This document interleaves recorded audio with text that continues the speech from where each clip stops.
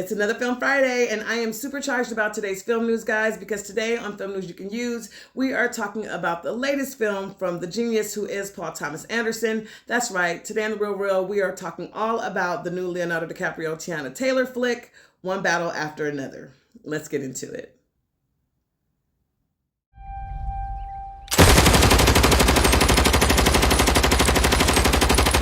So as aforementioned, One Battle After Another is being brought to us by the brilliant writer-director Paul Thomas Anderson. And now I met Paul Thomas Anderson when he did a wonderful, perfect film called Boogie Nights. What's wrong with you? Oh, my fucking wife, man. She's down there, some idiot's dicking her. Everybody's standing around watching. It's a fucking embarrassment. Yeah, I know. Anyway, listen. Yeah. For the shoot, I want to talk about the look. I want to see about getting this new zoom lens. Right. I was wondering if we'd be able to look into getting some more lights, too, you know. Jack wants a minimal thing. Boogie Nights was one of those films that I really could only watch once. It just was like this. There was some traumatizing aspects of that film, but it was amazing. But it's like, yeah, I don't need to see this again. But I understand why it's such a big deal. It was a really great film. He also did Magnolia starring Tom Cruise and There Will Be Blood. And I think most recently Licorice Pizza, which did really well at Festival. And now this film for me has a lot of my favorite actors in it. A lot of people that I feel like are underrated as far as their talent. But you see them a lot, but in my opinion, maybe not enough, right? So let's get into that and let's get into the plot. So one thing that you need to make an extraordinary film is money. All right, I think that as audience members, sometimes we could take for granted the elaborate process that filmmaking is. It takes a lot of people, it's a lot of moving parts, and it takes a lot of money. And with that being said, this is one of the bigger budgets that PTA, Paul Thomas Anderson, all right, we done PTA, has gotten to work with in his career. He had a budget of $140 million. Most of it might have gone to the cast, all right, but we'll get into that in a little bit. But yeah, he had a big budget for this. And the log line is basically that it's a high-stakes action thriller, and it's about this group of revolutionaries that have an evil enemy resurfaced after 16 years, and they basically reunite to save one of their own daughter. Now, the lead character, Bob Ferguson, is being played by the illustrious Leonardo DiCaprio, and when you think of a career in film, besides Denzel, I don't know anyone besides Leonardo DiCaprio who's had a career that is so rich in characters. If you really think about Leonardo DiCaprio's films, and if you've seen all of them like I have, he has not played the same character twice.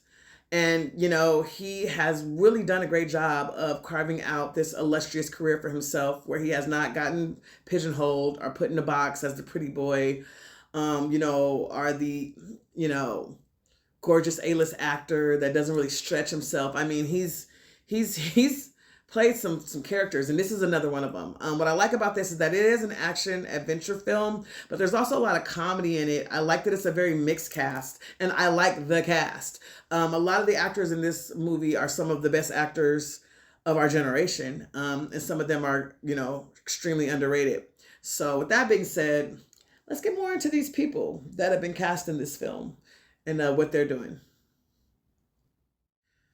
All right, so as aforementioned, you got Leonardo DiCaprio at the helm of this. In the lead is Bob Ferguson. And then you got Teyana Taylor right alongside him playing the mother of his child. She's also playing a revolutionary in this. And let's just talk about the year that Tey Teys is having, okay? I mean, she was just in Tyler Perry's Straw. She's just bagged Aaron Pierre, that's Mufasa. And now she gets to grind up on Leonardo DiCaprio and play his love interest.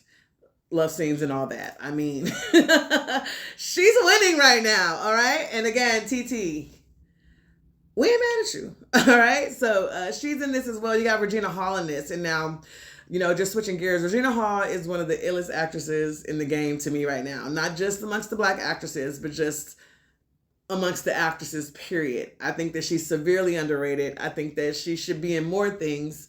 And I think that she should definitely be leading the helm on more of these movies that she's in as well. She's in this playing a member of the revolutionary team.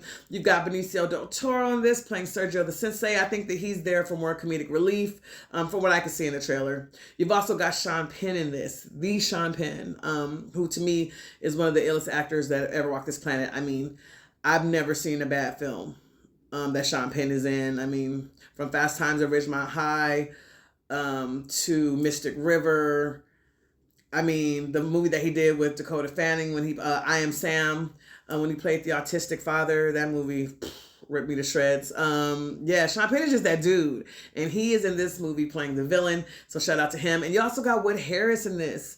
And another underrated actor. Wood Harris has been that dude since Above the Rim, and he's in a lot of things and he's everywhere. But I just want to see him in more leading roles. I want to see him getting awards. I mean, I don't know, him and Regina Hall both. Maybe they'll star in something together and, get the awards and recognition they deserve, because they have been two of the best actors in the game for a minute. So I'm glad to see them in this as well. Now, I'm going to play the trailer for you in case you're curious and you didn't know this is happening. One Battle After Another is going to hit theaters September 26th of 2025. Let me know in the comments if you're going to check it out. I know I'm definitely going to be there to see it. Some of my favorite people are in it, so I for sure will be there opening weekend. So let's check the trailer out, and I'll be back with more film news. This is Bob Ferguson. I was a part of the French 75. Bitch, I felt like Tony Montana! Steve Lockjaw just attacked my home.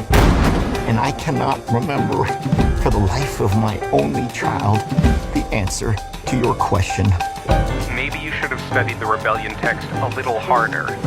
I need to find my daughter. Well, then call us back when you have the time. You just...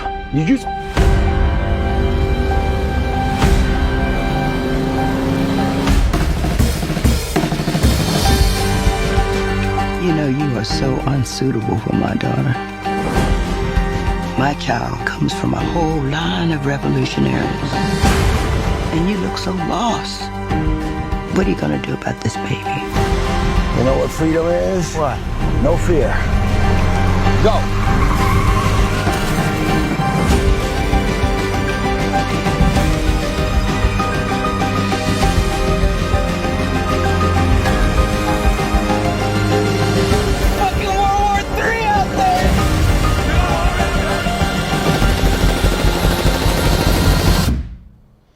Not one thing, it's another. Find that to be true. There it is. That's the trailer for you.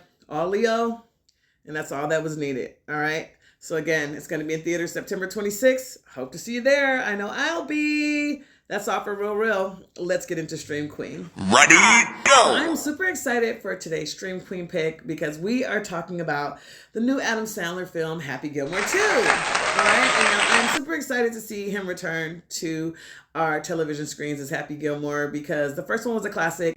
Happy, the ball itself has its own energy, or life force, if you will.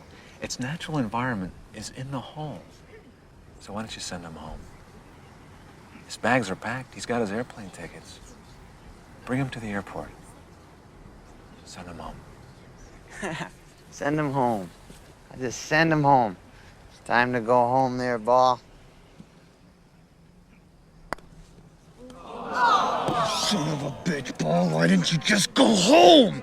That's your home! Are you too good for your home? Answer me! And I really like Adam Sandler. I feel like I grew up watching his films and I could just tell from his on-screen aura that he is a really good person. And I actually got to watch him do some stand-up 2 years ago when I went back to New York City to do some theater scouting. So that was such a treat and he was such a doll. That night, I think there was probably like 15 of us in there and he was just in there working on material. I didn't even know he still did stand up. So that was really interesting. So I'm super excited about Happy Gilmore 2.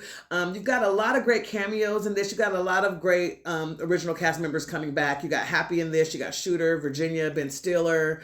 And there was talk on the town about, Carl Weathers reprising his role, but unfortunately, due to his death, they did have to pay tribute to him posthumously in the film. So I'm looking forward to seeing that as well. You've even got Adam Sandler's daughter playing his daughter in this, Sunny Sandler, which I think is going to be really cute. And then you've got a ton of cameos. I mean, Travis Kelce, Eminem, Reggie Bush, Post Malone, Bad Bunny, and so many more. So I'm very, very excited. Happy Gilmore 2 is going to be streaming exclusively on Netflix today, July 25th. So if you got Netflix, make sure that you check it out. We always want to support our boy Adam. He's such an industry darling, and I hope that that movie goes #1 this weekend. But that's all for Stream Queens. Let's get into Studio Shade, because this week in Studio Shade, the tea is piping hot. Like our baby daddy out here acting up, y'all, as he should. I ain't gonna front. If I was in his body, I'd be acting a damn fool too. Okay, so let's get into it. So, like I mentioned, our baby daddy is out here acting up. So today in Studio Shade, it is all about the rumors buzzing around Hollywood associated with the Thomas Crown Affair, or the remake of the Thomas Crown Affair. Now, starring Michael B. Jordan, it's also being directed by Michael B. Jordan and produced by him as well. Now, it was originally going to be starring him and Taylor Russell as the female lead, but word on the street is that she walked off the set during filming and quit the film due to creative differences. And now, allegedly, by creative differences, she means that her and Mike was fucking around and shit went south. And she was like, fuck it, I'm not doing your movie anymore. Allegedly. All right. But that's the word on the curb. Now, the Thomas Crown Affair is still set to be released sometime in 2027. She has been replaced by Adria Arjona. I believe she's from Andor and Hitman. I don't know much about her career, but I know that Taylor Russell is from Bones and All and Lost in Space, but she has been replaced. Again, like I said, our baby daddy's out here acting up. That's how it goes. You meet somebody, you're in the industry, it's like, let me put you on, I'm doing this, I'm doing that, I want you doing everything with me, and then it falls to shreds and shambles, and you're taking gambles. All right, but I'm excited to see Mike out here doing his thing as far as directing and producing, and I think that the Thomas Crown Affair is going to do big things when it hits theaters in 2027. All right, drama aside, but that's it for this week's Studio Shade. Let's get into the red carpet rundown. All right, now for this week's red carpet rundown, we have a special blast from the past. Now, this is one of those movies that it's like, I'm not sure if we needed this, but we got it. So this week in the red carpet rundown, it's all about the Freakier Friday red carpet premiere. Of course, we're going to take you back to 2003 when the original Freaky Friday came out. This is when Lindsay Lohan was in her heyday, when she was, kind of running shit in Hollywood. This is when I was running with her and her crew in the early 2000s. Not too much on that. That was before I got married and had kids. It was a different time. But 23 years later, or 22 years later, we've got the sequel, Freakier Friday, starring her and Jamie Lee Curtis as the mother-daughter duo who swaps bodies yet again. And this time there are grandkids in the mix. And what I love about this film is Lindsay Lohan. Our bitch is back. She's cleaned her life up. She's gotten married. She's had a baby. She looks amazing. She don't look like what she been through. And I'll tell you firsthand that Lindsay Lohan was a sweet girl. You know what I'm saying? And, shit got a little bumpy and rocky. It happens for a lot of child stars. And but she's back. And I'm happy for her. I think that she deserves all of this. Hopefully this will be the beginning of the reigniting of her career, because all of the drama and scandals aside, she was a good actress and a cool person. So I'm excited about this. Let's get into some of these red carpet looks. I'll let the sound effects do the talking, and I'll be back.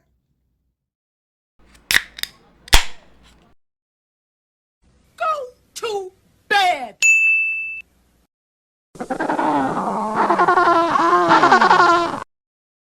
Absolutely atrocious.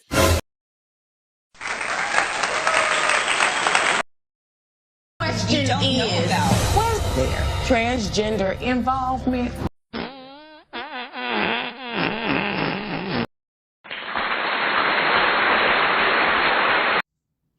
She back. All right. Point blank period. She looks incredible. So shout out to Lindsay Lohan. Congratulations to her and Jamie Lee Curtis. Freakier Friday is going to be in theaters August 8th of 2025. If you've got kids, tweens, or teens, make sure you take them. It looks like it's going to be great family fun. I got 2 boys. They're not really checking for shit like that, but I will for sure be streaming it when it hits our TVs. Thanks for always rocking with me. That's all for Film News this week. I will be back next week, God willing. And until next time, this has been Film News you can use.